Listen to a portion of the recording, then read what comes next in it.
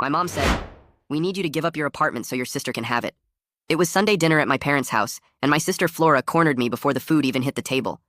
She was sitting across from me with this look on her face, the same look she used to give our parents when she wanted a later curfew or money for a concert. "Kareem, I'm pregnant," she said, putting her hand on her belly like she was already showing, even though she couldn't have been more than a few weeks along. "I need a bigger place, and your apartment is rent-controlled. You're single anyway, so it's not like you need all that space." She said it like she was explaining something simple to a kid who just wasn't getting it. I looked at her, then at my mom, then at my dad, waiting for someone to say she was out of line. Instead, my mom reached over and patted Flora's hand. "It makes so much sense when you think about it," my mom said, nodding like Flora had just solved world hunger. "You have that nice 2-bedroom, and Flora is starting a family. You don't need 2 bedrooms." My dad cleared his throat and jumped in before I could even open my mouth. "We were thinking you could start packing next weekend," he said, not even looking at me, just staring at his plate like he was reading a script off his mashed potatoes.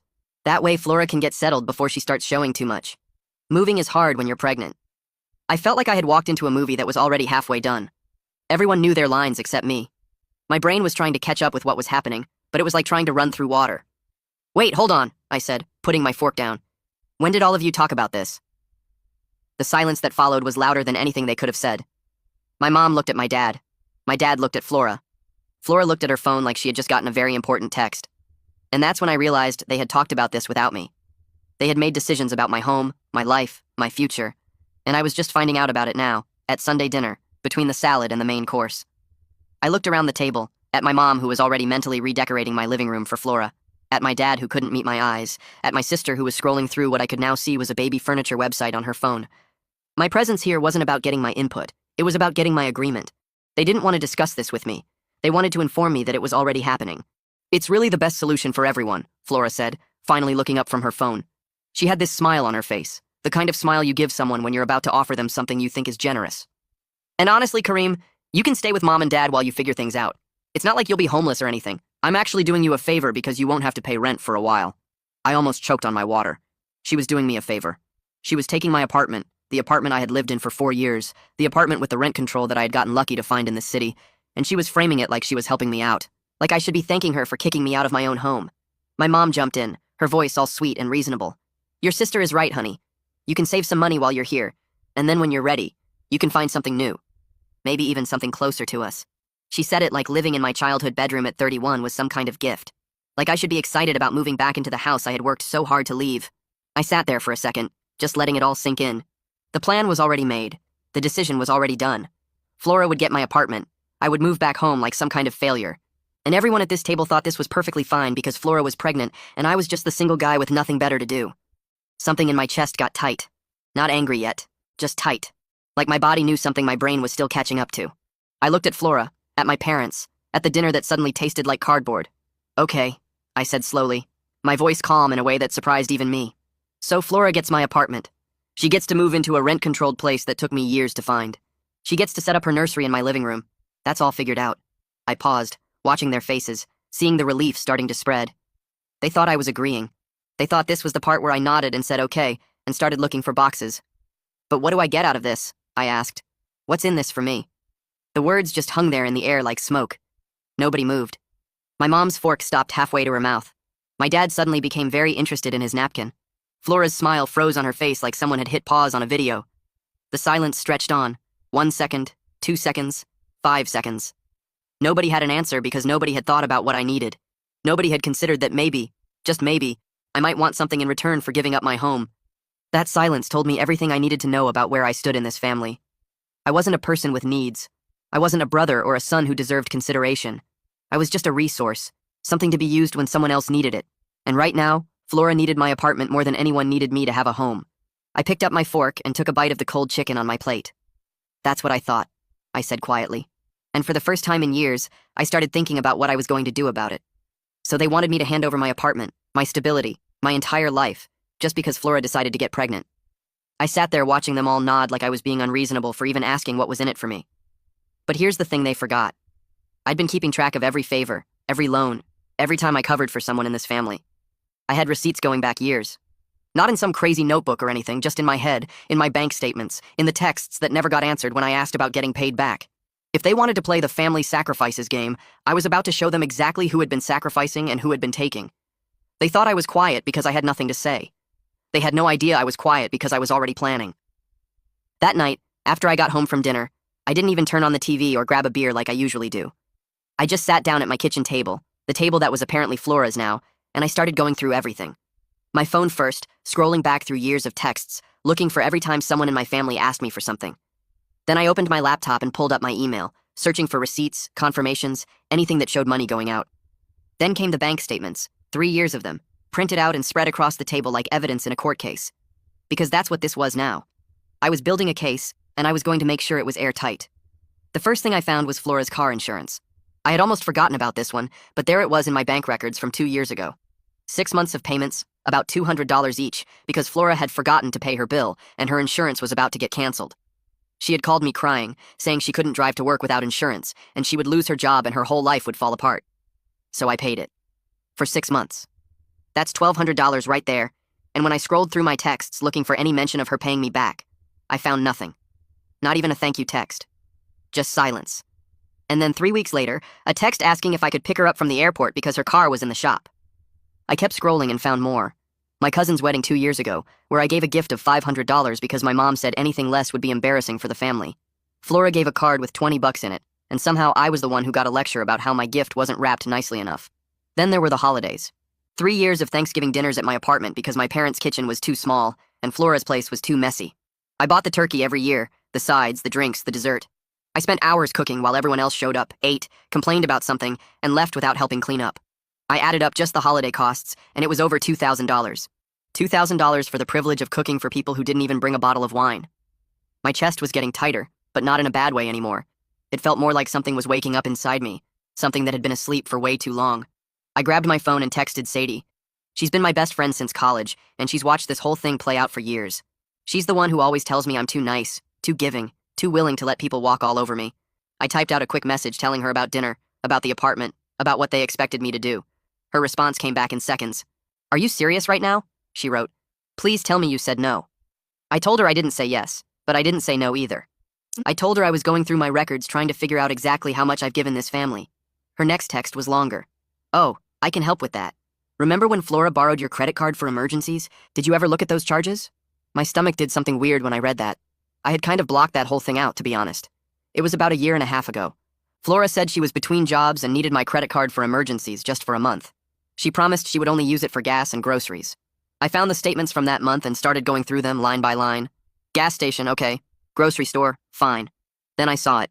A charge for a spa downtown, $240. A charge for a nail salon, $80. A charge for some boutique I had never heard of, $315. I scrolled down and found more. A fancy restaurant, a hair salon, something called a wellness retreat that cost $400. My hands were shaking a little as I added it all up. Flora had charged over $1,500 to my card that month, and maybe $200 of it was actually for emergencies.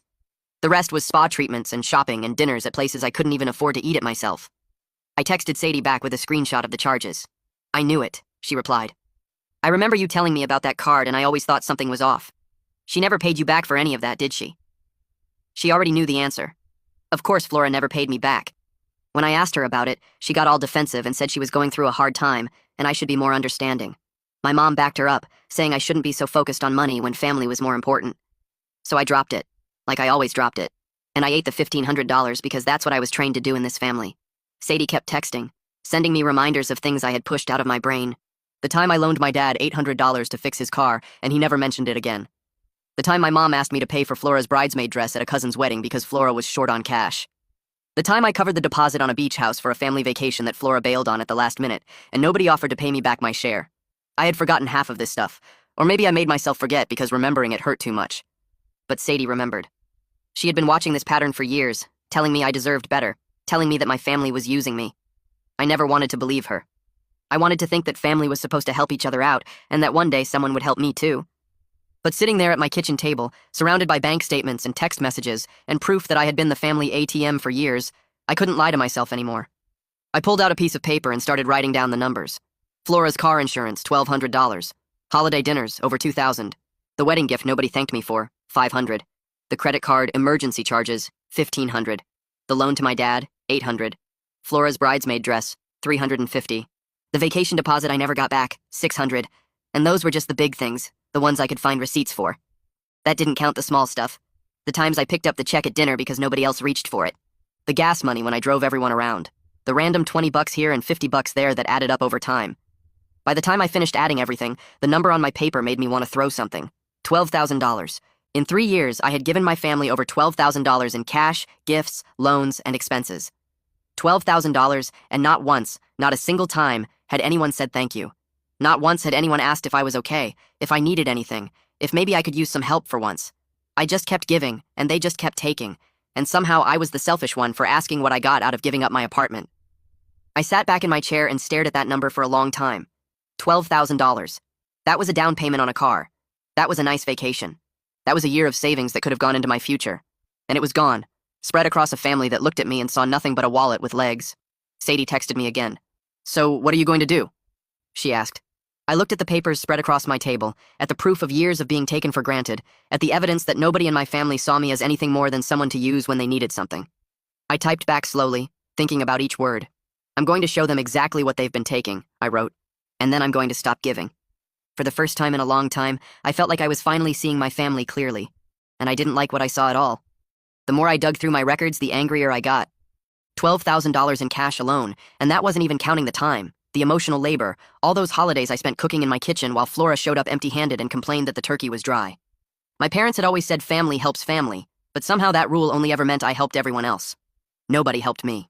I started putting together a presentation on my laptop, organizing everything by date, adding up the amounts, taking screenshots of texts where people promised to pay me back and then never did. Flora thought she was getting my apartment. What she was actually getting was a wake-up call. The next family dinner was in 4 days, and I was ready to serve something nobody ordered. The next day, my phone started blowing up like I knew it would. My mom called first, right around lunchtime when she knew I would be on my break at work. I saw her name on the screen and almost answered out of habit, but something stopped me. I let it ring until it went to voicemail, then I listened to the message while I sat in my car in the parking lot. "Kareem, honey, it's Mom," she said, like I didn't have caller ID. "I just wanted to check in and see if you've had a chance to think about Flora's situation. You know, pregnancy is really hard on a woman's body, and the stress of not knowing where she's going to live isn't good for the baby. The doctor said she needs to stay calm and relaxed, and all this waiting around is making her anxious." She paused, and I could hear her taking that little breath she always takes before she says something she thinks is reasonable but is actually insane. "I know you probably feel like this is a big ask, but sweetie, sometimes we have to put our own wants aside for family. Flora really needs this, and honestly, I think you're being a little selfish by not giving her an answer yet. She's your sister. She's having a baby. What could you possibly need that apartment for? That's more important than that."